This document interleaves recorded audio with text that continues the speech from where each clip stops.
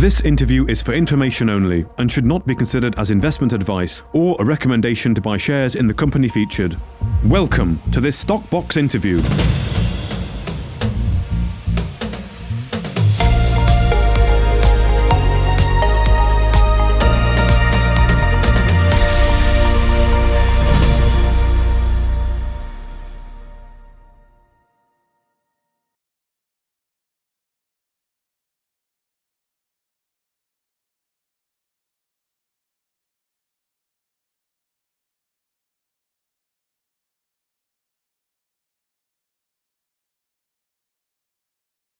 I'm very well, thank you. Keeping busy.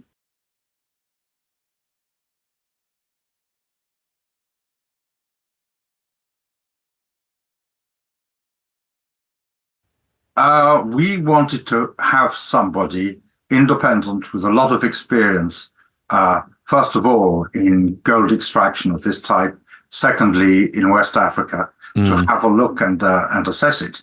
And when he went there, his immediate reaction was extremely positive. I think he rang someone we worked with and said, "Don't let Red Rock blank this up." So, Right. obviously, this report is just a short summary of a lot of stuff that was done on the ground, and it's difficult to put into words because he wasn't doing a geological report on the whole area. He was looking also at the practicalities of what we do next and so on, how we should do it. Okay. So I thought there was something useful to be got out of this because it is an independent third-party verification, in essence, saying that what we're doing here is something worthwhile. Okay. We're talking about not messing it up and doing something worthwhile. The main conclusion of the report was that significant potential for value enhancement and potential resource over 1 million ounces within 2 years. And you were saying in the RNS there that you're committed to driving the project to a scalable operation with strict cost control, working diligently to overcome delays. So, I mean, how quickly do you want to get active here? How much do you want to be targeting initially? Yes, I think there's two aspects to this. First of all, there's the alluvial potential, and that is the surface material, some of which may be aeolian, wind-blown, some of it's erosional, there'll be some saprolite and some clays. We think there's quite a lot of alluvial material there, obviously, but there's also the hard rock beneath it. We have in one area, for example, some major fault coming to surface and sort of broken up at surface. And so we look at what the artisanal miners are doing because they're a good guide to where we start. And we can assess different kinds of potential. And of course, we've only done a very limited amount of drilling. So when we're talking about what the potential is now, we're really talking about the quite short term. And we're quite focused on the alluvial. And it makes sense to be looking at the alluvial potential initially because that can be done relatively cheaply. And that, of course, is why a lot of listed companies don't like alluvial, because you can do it cheaply, but so can all the illegal miners come in and you can have a security problem. And that varies from country to country and situation to situation. The reason we do focus particularly on getting the alluvial working straight away is because Burkina Faso, if you actually look at the Foreign Office guidance, it says areas not safe to go to, and it's got the whole country in red. And just a little bit, the capital Ouagadougou says if you have to go there, you can. Now, in fact, of course, the security situation is different from that. I think the Foreign Office guidance is probably more directed towards the casual tourist or the person who doesn't have a specific purpose, role, project that they have looked into all the aspects of. But it is probably the case that in terms of a lot of companies, they would have difficulty sending staff in for health and safety reasons. To look at a project. They would have difficulty raising substantial sums of money to develop a project. So if we can start off, and that's a problem for the government as well, and the government will be very well disposed to seeing us get something into production. And then we pull ourselves up by our bootlaces, and we wheel through the different stages of getting to large-scale production, and we'll be doing that as quickly as we can. Okay. Well, that's good to hear. And I mean, I noticed from the RNS as well that observations were that mechanized illegal mining was indeed going ahead at the site there. So, I mean, you mentioned there about sort of potential security concerns. And I think I also read in the RNS that you plan to actually go out and oversee it. So, I mean, how is this going to work in practicality? Do we have some concerns here with safety? What about the illegal miners? You're going to have to go equipped, so to speak? I know Burkina Faso is a country that has been, for as long as anyone can remember, it run by a general or generals, and they are actually quite a good, effective military and gendarmerie, and there's not the local sort of pressures that occur in some countries, where local democratic pressures, people can mine illegally, and then they start paying the local MP and start paying the local police and so on. That's less of a problem in Burkina Faso. You really can get people moved off. And undoubtedly, we can. In terms of the people who come from outside the area and people introducing, for example, a small pump and an excavator, small excavator, that's quite easy to stop. When it comes to the local people, who may be, small guys with who just do very, very small scale individual stuff, who may be related to a local chief or to someone, I have a brother who's in the police or whatever, we have to go step by step and tactfully, but they'll all be removed. We're not going to have a big problem here. But if we neglected it and did nothing, and the gold price goes up, over time, we will end up with a big problem. Right, okay.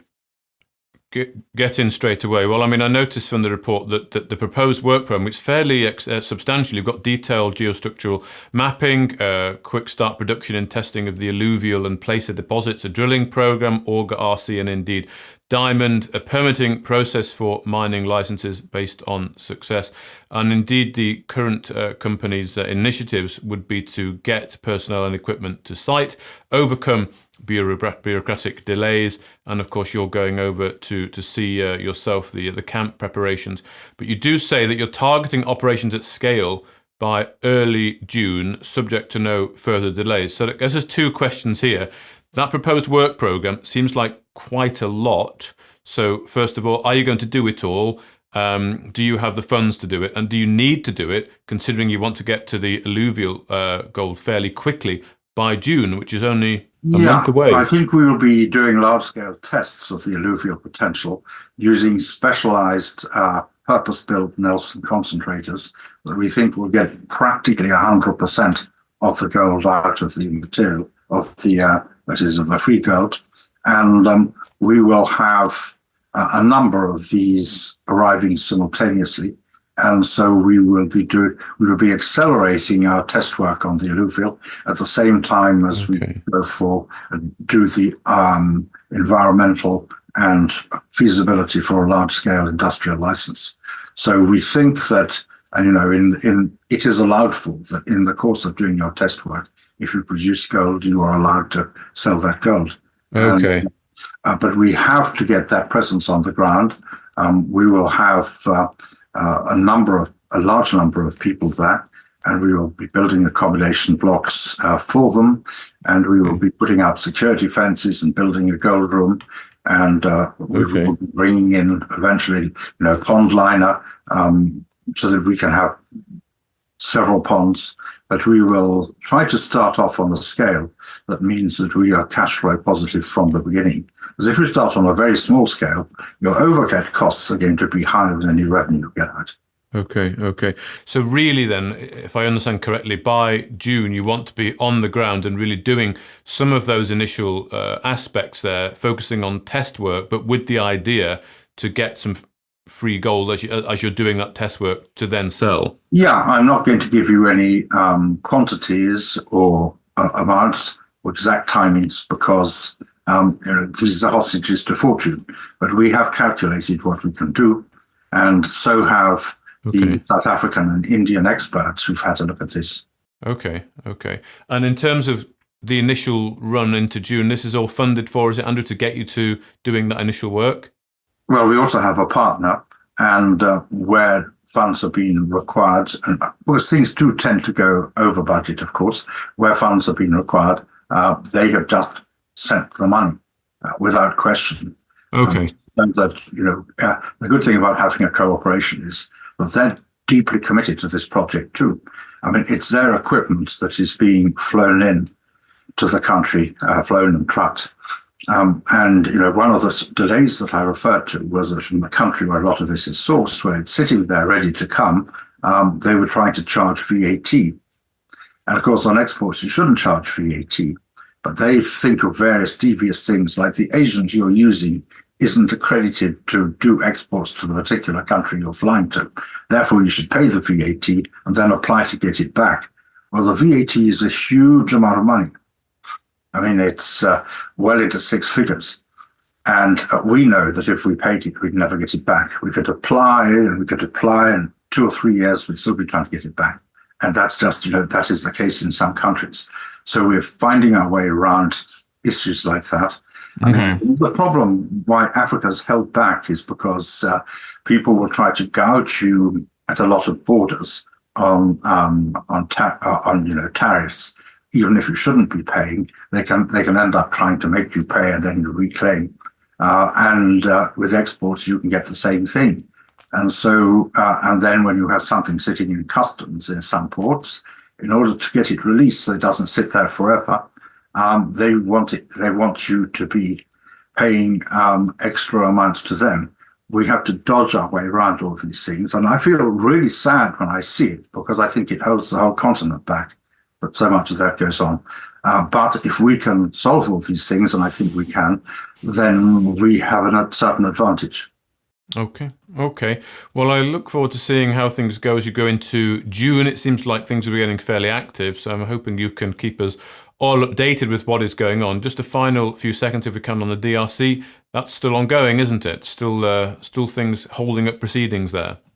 Yes, and we always have known we've had to be patient there. You've gotten a new administration. The new administration came in. First of all, there was a period for legal challenges. Then there was the inauguration. Then you eventually got the appointment of a prime minister. And then before the prime minister puts his cabinet for a vote in parliament, you have to make sure you control the president of parliament. And so they had a kind of interview process, the administration, for suitable presidents of parliament, because that's a position you don't want anyone who's going to betray you in. And they have just in the last few days found a president of parliament. The president, I think, is on a state visit to France. And as soon as he gets back, I would think that the prime minister, who is a lady, she's had to deal with this huge number of parties that exist in Congo and a lot of different interests, and at the same time create a manageable, a relatively small, 25 rather than 35 cabinet. And that's pretty difficult for her. And I think she probably needs a bit of help from the president too on that. But we are within days of having that administration, putting it to a vote in parliament, and then the way will be clear. And I think we can then probably end things extremely fast because everyone has agreed what needs to be done. I think it's true to say that even the other people who were party to the arbitration or who tried to intervene in it are agreed now on what we should get. It's a question of implementation. But as you can see, I am calm and patient, because that's what you have to be. And if at any time in the last 18 months or so we had shown impatience, thrown our toys out of the pram, to use the expression, then I think we would have lost ground. You don't actually succeed by doing that. You succeed by calm, consistent pressure and not giving up and keeping your team assembled and on board. So yes, we have no doubt that we're going to succeed. Okay. Well, thank you very much for your time today. Andrew Bell, CEO of Red Rock Resources. Thank you. If you enjoyed this interview, then give us a thumbs up, a like or a retweet. subscribe to us on YouTube or follow us on Twitter and hit that notification bell to be the first to know when we release new content. There's loads of great content on our website too, across all our programmes at stopboxmedia.com. Thank you for watching.